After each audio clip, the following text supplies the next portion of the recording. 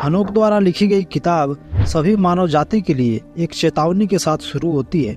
हनोक के प्राचीन लेखन के अनुसार यह स्वर्ग के सभी खजानों का संरक्षक था, महादूतों का प्रधान और परमेश्वर के सिंहासन का तत्काल मंत्री था। आज की इस वीडियो में हम बात करेंगे आखिर इस किताब की ऐसी कौन सी बातें हैं जो मसीह लोगों को डराती है, जिसके कारण इसे बाइबल से बैन किया गया। इसको जानने के लिए पूरी वीडियो को जरूर देखें।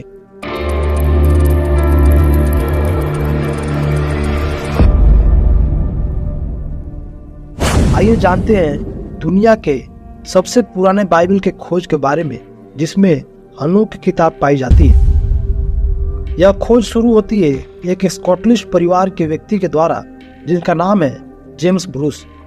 जेम्स ब्रूस का परिवार चाहता था कि वह कानून की पढ़ाई करे, लेकिन उनकी कुछ अलग ही योजना थी। उनका एक सपना था कि वह नील नदी के सबसे पुराने स्रोत की खोज करने वाले पहला व्यक्ति बने।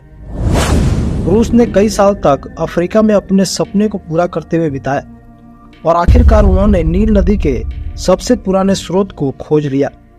लेकिन इसी बीच उसने कुछ और भी खोज किया जो बहुत ही खास था। इथियोपिया में रहते हुए ब्रूस ने एक पुरानी मैन्युस्क्रिप्ट देखी, यानी मानव द्वारा लिखावट, जो इथियोपियाई यहूदियों द्वारा उपयोग की जाने वाली प्राचीन गीज भाषा में लिखी गई थी। ब्रूस को बताया गया कि यह पुस्तक बाइबल है।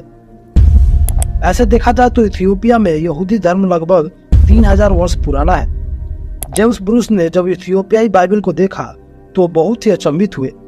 ब्रूस बहुत पढ़े लिखे व्यक्ति थे और इथियोपियाई ग्रंथों में उन्होंने पाया सैकड़ों कहानियां ऐसी थी जो हमारे बाइबल में नहीं है। इथियोपियाई बाइबल में 81 पुस्तकें हैं। कैथोलिक बाइबल ने कुछ पुस्तकों को हटा दिया और इसमें केवल 73 पुस्तकें हैं। किंग जेम्स बाइबल में इसमें केवल 66 पुस्तकें हैं। ब्रूस को समझ नहीं आ रहा था कि आखिर ऐसा कैसे है कि पुराने बाइबल में इतना अधिक विवरण मौजूद है। जिन लोगों का आधुनिक बाइबल में केवल 1 या 2 बार वर्णन किया गया है, उनके पूरे जीवन, परिवार, उनके काम और दुष्टता को इथियोपियाई बाइबल में दर्ज किया गया है।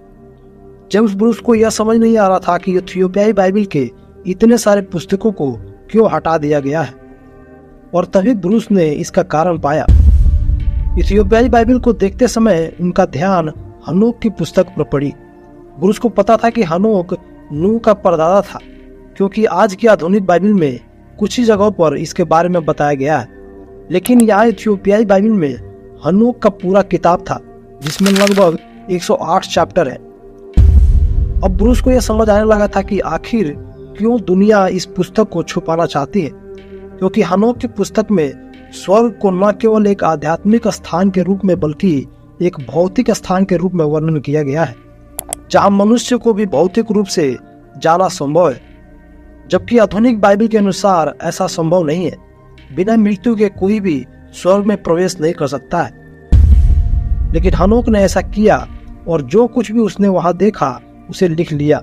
उसने स्वर्ग का वर्णन बादलों में तैरती काल्पनिक स्थान के रूप में नहीं किया, बल्कि आकाश में एक शहर के रूप में किया, जिसमें कई अलग अलग कमरे हैं, दीवारें चमकती रोशनी के रत्नों से ढकी हुई है और ईश्वर समान प्राणी अपने अपने काम कर रहे हैं। हनोक की पुस्तक तो कई साल पहले इतिहास से मानो गायब ही हो गई थी, लेकिन इसे 1772 में जेम्स ब्रूस द्वारा फिर से खोज किया गया। हनोक की पुस्तक निश्चय ही बहुत ही इंटरेस्टिंग थी, लेकिन इसे कई समुदाय के लोगों ने इनकार कर दिया और इसे बाइबल का भाग नहीं मानते। प्राचीन काल में हनोक की पुस्तक बहुत स्थानों पर पढ़ी जाती थी। इसकी लगभग 11 कॉपीज डेड सी स्क्रॉल्स में पाई गई थी, जो पूरी तरह से इथियोपियाई बाइबल के पुस्तकों से मेल खाती थी।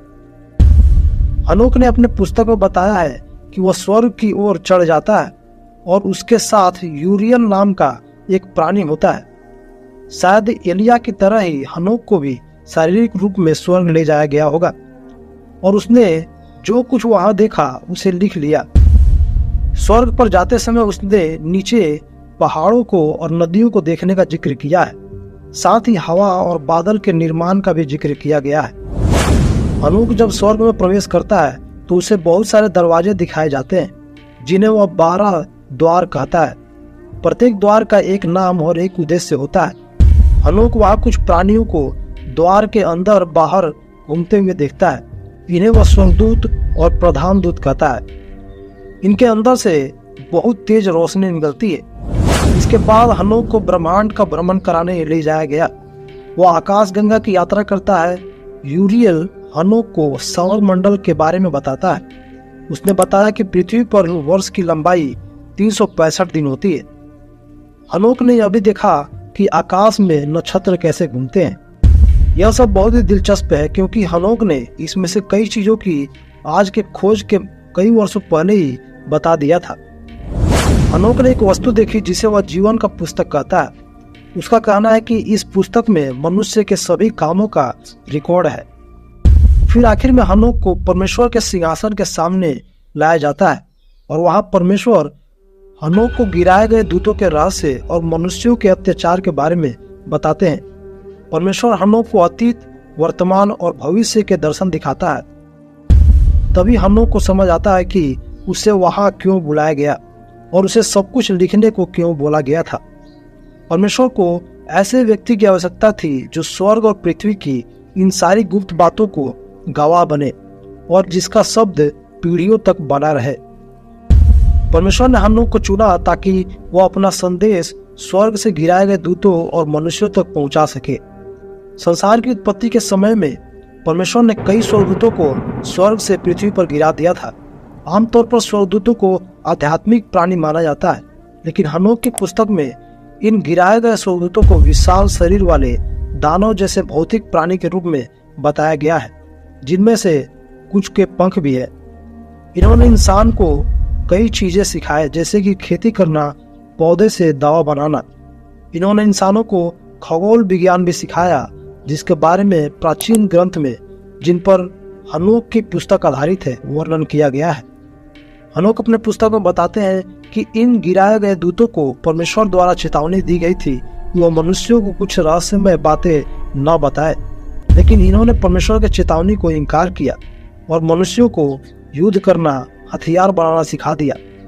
गिराए गए स्वर्गदूतों ने पृथ्वी के लोगों को पाप में बहकाया और जिसे चाहा उसे अपनी पत्नी बना लिया। और स्वर्गदूतों ने जो स्वर्ग की संतान है उन्हें देखा और उनकी लालसा की और एक दूसरे से कहा, आओ हम मनुष्यों में से अपने लिए स्त्रियां चुन ले। पहला हनोक अध्याय 6 उसका 2 पद। इन्हीं स्त्रियों से जन्म लिए हुए बच्चे बड़े होकर एक विशाल शरीर वाले दानव के रूप में बन गए, जिन्हें नफीली भी कहा जाता है। धीरे धीरे ये पृथ्वी पर बढ़ते गए और इंसानों को सताने लगे और इंसानों ने इनसे बदला लेने के लिए उनके जैसा ही निर्दयी और क्रूर बनने लगे, जिसके बाद पूरा पृथ्वी हत्या, लड़ाई और दुष्टता से भरने लगा। हनोक ने गिराए गए स्वर्गदूतों को और पूरे मानव जाति को चेतावनी दिया कि पश्चाताप करो, लेकिन सभी ने उसके चेतावनी को इनकार कर दिया।